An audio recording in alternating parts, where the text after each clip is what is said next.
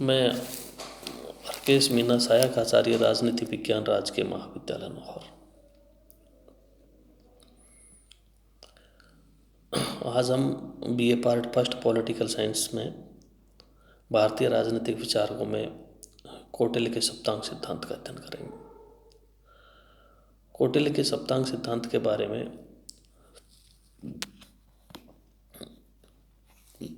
हम ये देखेंगे कि कौटिल्य ने राज्य के कौन कौन से अंग बताए और उनकी क्या क्या भूमिका है। तो कौटिल्य ने राज्य के 7 अंग बताए।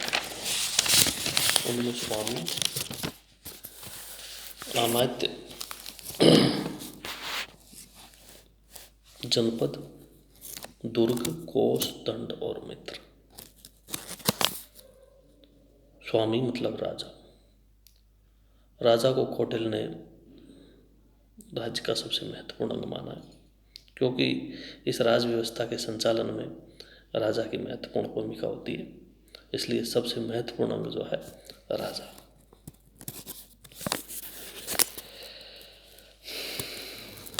राजा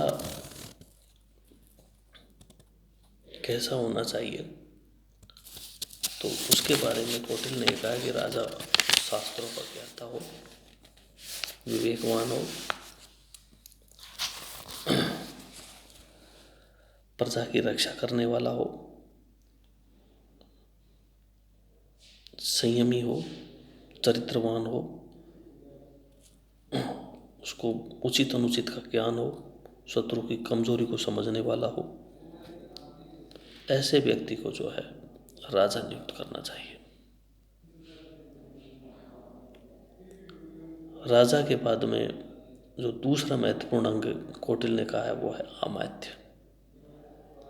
अमात्य मतलब मंत्री, उच्च और उच्च प्रशासनिक अधिकारी। इसके बारे में उन्होंने कहा है कि राजा को निष्ठावान, ईमानदार, चरित्रवान व्यक्तियों को अमात्य पद पर नियुक्त किया जाना चाहिए।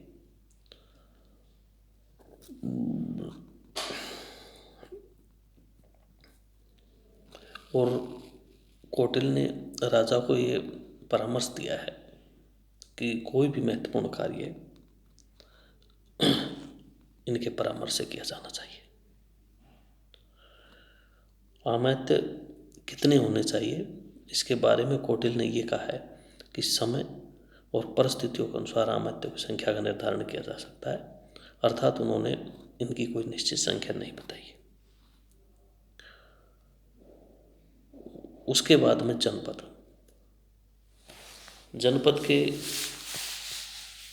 जनपद मतलब राष्ट्र। राष्ट्र को उन्होंने जनपद नाम दिया है। और जनपद में 2 बातें मुख्य है, भूप्रदेश और जनसंख्या। तो राज्य की जनसंख्या कैसी होनी चाहिए, इसके बारे में कौटिल्य ने कहा कि राज्य की जनसंख्या चरित्रवान, ईमानदार, स्वाभिमानी, संपन्न, राजा के द्वारा जो कर लगाए जाते हैं उनको चुकाने की योग्यता रखने वाली तथा अपने राज्य के प्रति निष्ठा रखने वाली होनी चाहिए।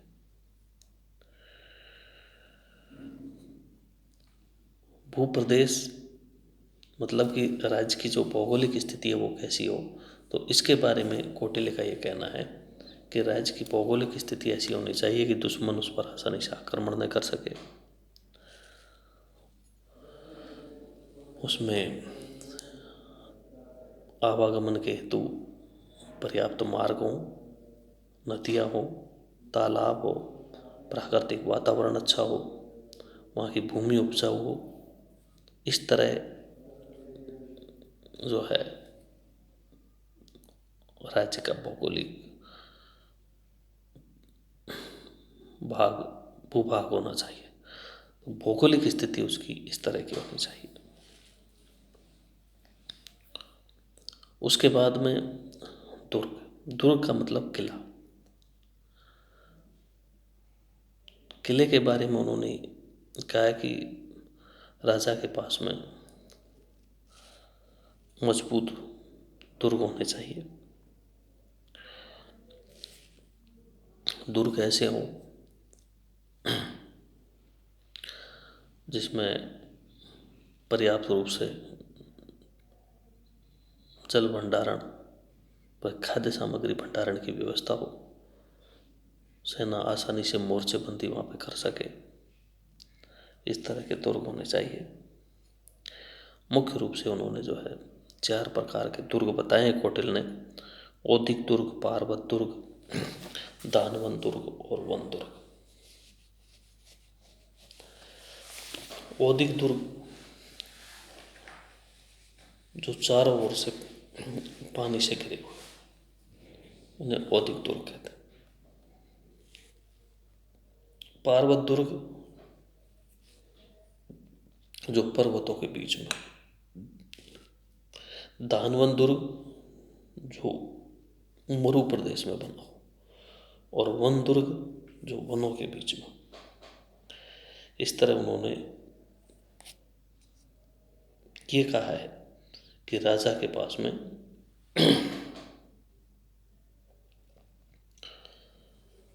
मजबूत दुर्ग होने चाहिए।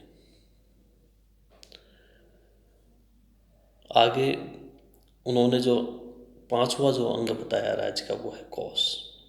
कोष,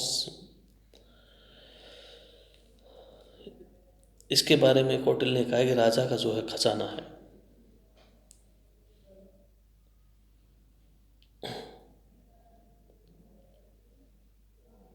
वो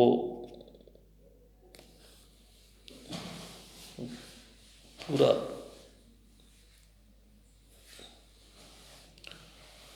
भरा हुआ होना चाहिए। उसके आय के जो स्रोत है वो भी अच्छे होने चाहिए। और इसके बारे में उन्होंने कहा कि जनता से जो है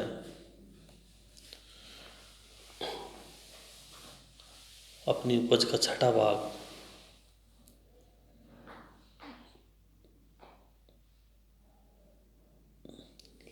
लेना चाहिए, और कोष में बहुमूल्य धातुएं और मुद्राएं जो है पर्याप्त मात्रा में होनी चाहिए। कोष के बारे में उन्होंने कहा है कि कोष जो है धर्मपूर्वक एकत्रित किया होना चाहिए, और कोष इतना होना चाहिए कि विपरीत परिस्थितियों में एक लंबे समय तक राजा उसके माध्यम से अपना राजकार्य संचालित कर सके।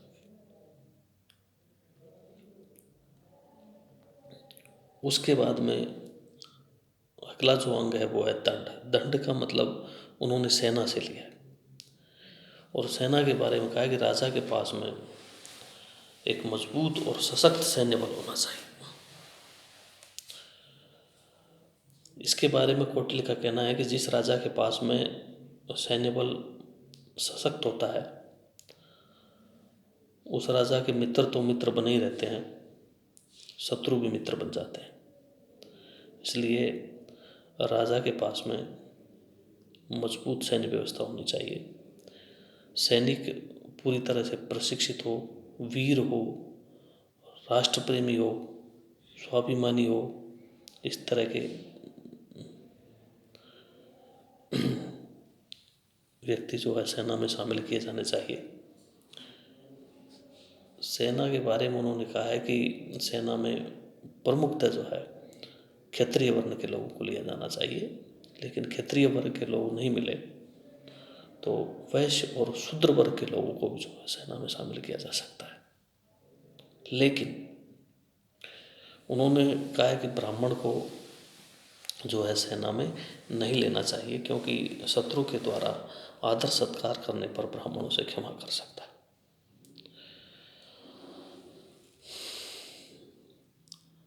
और अंतिम अंग बताया वो है मित्र। मित्र के बारे में कौटिल्य का ये मानना है कि राजा के जो है विश्वसनीय मित्र होने चाहिए, और ये मित्र आनुवंशिक होने चाहिए।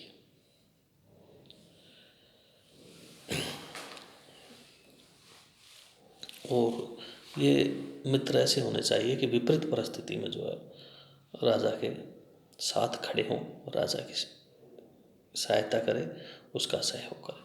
इस तरह से कौटिल्य ने जो है राज्य का सप्तांग सिद्धांत दिया। धन्यवाद।